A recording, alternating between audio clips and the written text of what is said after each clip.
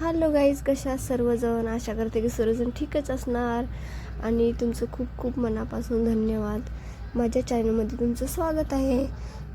तर ज्यांना ज्यांना मुळ्याची भाजी आणि मुळा खायला आवडत नाही त्यांनी हा व्हिडिओ नक्की बघा आणि नक्की ट्राय करून बघा. ही रेसिपी सगळेजण आवडीने खातील. अशा पद्धतीने जर ही रेसिपी बनवली ना तर सगळेजण आवडीने खातील भाजी मुळ्याची, लहान मोठ्यासोबत सगळे.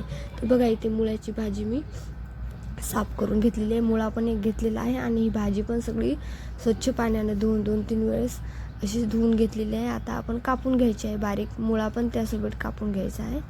तर बघू शकता अशा पद्धतीने छान कापून घेतलेली आहे मी. मुळा हवं तर तुम्ही किसून पण घेऊ शकता, पण मी म्हटलं असे बारीक बारीक काप केले ना तर खायला पण चांगले लागेल आणि भाजीमध्ये पण छान दिसेल त्यामुळे. तर बघू शकता एकदम सिंपल पद्धतीने ही भाजी बनवायची आहे आणि एकदम टेस्टी. आणि बघू शकता इथे मिरच्या घेतलेल्या आहेत मी 5-6 आणि लसणाच्या पाकळ्या घेतलेल्या आहेत 7. आता आपल्याला हे कुटून घ्यायचं आहे उकळीमध्ये. आणि बघू शकता तुम्ही किती मस्त अशी बारीक बारीक मी कापून घेतलेली आहे. बारीक कापून घ्यायची आहे मुळ्याची भाजी, कारण की ना मुळाची भाजी थोडीशी जाड असते त्यामुळे बारीक कापून घ्यायची आहे. तर बघू शकता इथे मी ठेवलेली आहे कढाई छान तापू द्यायची आहे. त्यामध्ये घालायचं आहे तेल. तर ना ही भाजी खायला खूप चांगली असते आणि शरीराला पण चांगली असते. आणि आता कसं उन्हाळ्याचे दिवस चालू आहेत, गरमी खूप आहे, तर त्यामुळे मुळ्याची भाजी खाल्ली पाहिजे, कारण की थंडी राहते मुळ्याची भाजी आणि खायला पण थंड असते. मुळ्यामध्ये पाणी असतं ना त्यामुळे.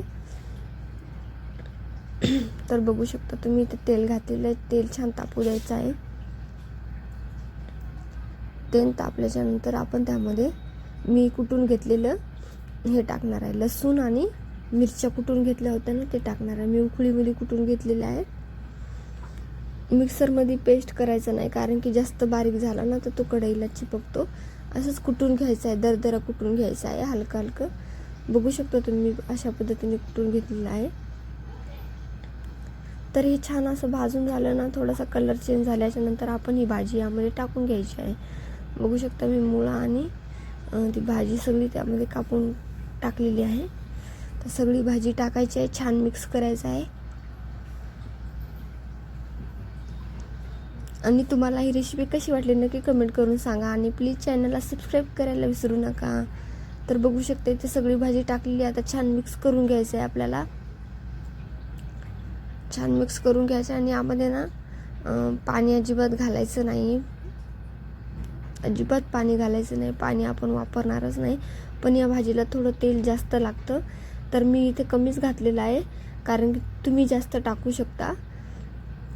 मी इथे कमीच तेल घातलेलं आहे. तर बघू शकता अशा पद्धतीने एकदम मस्त भाजी बनते. एकदम चटणी, लसूण आणि मिरचीची एकदम मस्त अशी टेस्ट लागते. आणि भाजी पण अजिबात अशी कडवसर कशी अजिबात लागणार नाही. एकदम अशी छान बनवून जाते. तुम्ही अशा पद्धतीने नक्की बनवून बघा. तर बघू शकता इथे छान मिक्स करून घ्यायची आहे आपल्याला भाजी. आता भाजी शिजल्यानंतर याचा कलर चेंज होऊन जाईल. आता हिरवी हिरवी दिसते, नंतर याचा कलर थोडा चेंज होऊन जातो. तर आता मीठ पण घालून घ्यायचं आहे वरतून आपल्याला.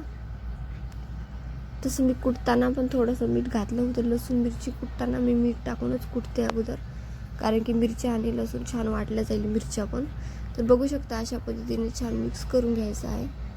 याला पाणी सुटतं या भाजीला, तरी पण स्वतःचं पाणी सुटतं, तरी पण आपल्याला ही भाजी ना थोडं जास्त वेळ शिजवावं लागतं, कारण की ना मुळ्याची भाजी शिजवायला थोडा टाईम लागतो, वेळ लागतो थोडा. मुळा तर लवकर शिजल्या जाईल आणि कोवळी होती ही भाजी त्यामुळे.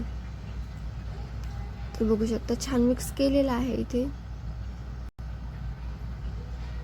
तर छान शिजू द्यायचं आहे आपल्याला. बघू शकता मीठ घातलेलं आहे मी इथे. मीठ मी अगोदर पण घातलेलं होतं थोडंसं, म्हणून आता थोडंच घातलेलं आहे. मीठ करवायला नको जास्त, त्यामुळे मीठ थोडं कमीच घातलेलं बरं. तर बघू शकता अशा पद्धतीने छान मिक्स करून आपल्याला छान अशी भाजी शिजवून घ्यायची आहे आता आपल्याला. आणि नंतर भाजीत आपल्याला एक टाकायचं आहे. त्याने तर खूप छान भाजीची टेस्ट वाढेल आणि खायला पण टेस्टी लागेल आणि भाजीची चव पण वाढेल. तर ते काय टाकणार आहोत चला आपण बघूया पुढे. तर इथे झाकण ठेवून मी आता छान शिजवून घेणार आहे 5 ते 10 मिनटं. तर बघू शकता इथे,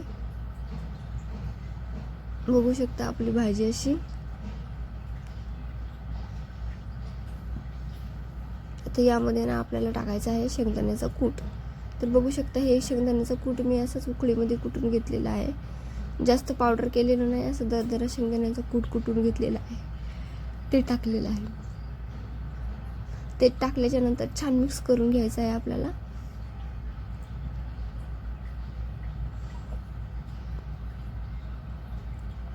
बघू शकता किती मस्त अशी मुळ्याची भाजी दिसत आहे आणि खायला पण तेवढीच चविष्ट लागते. बहुतेक जण मुळ्याची भाजी खातच नाही, पण खाल्ली पाहिजे. शरीराला खूप चांगली असते मुळ्याची भाजी आणि खायला पण खूप टेस्टी लागते. पण बनवण्याच्या पद्धतीने वेगळ्या वेगळ्या पद्धतीने बनवली पाहिजे.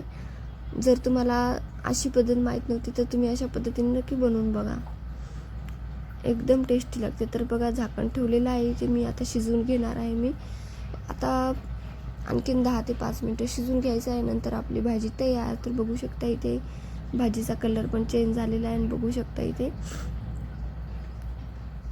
किती मस्त अशी भाजी छान शिजलेली आहे. तर आता सगळं भाजीतलं पाणी आटून गेलेलं आहे. तुम्ही बघू शकता बुडाला असं काळं काळं झालेलं आहे. तर सगळं पाणी असं कमी झालेलं आहे. तर बघू शकता इथे भाजी पण आपली छान शिजलेली आहे. तर मी इथे प्लेटमध्ये काढून तुम्हाला दाखवते कशी झालेली आहे आपली भाजी. तर बघू शकता किती मस्त अशी भाजी छान अशी दिसत पण आहे आणि खायला पण खूप मस्त लागते. ज्वारीच्या भाकरीसोबत खूप मस्त लागते. तुम्ही नक्की ट्राय करून बघा. आणि मुळा पण मध्ये मध्ये असं मस्त दिसतोय आणि शेंगदाणे पण टाकलेले आहेत. आपण शेंगदाण्याचं कूट टाकलेलं आहे, तर त्यामुळे पण आणखीन टेस्ट वाढली आहे भाजीची.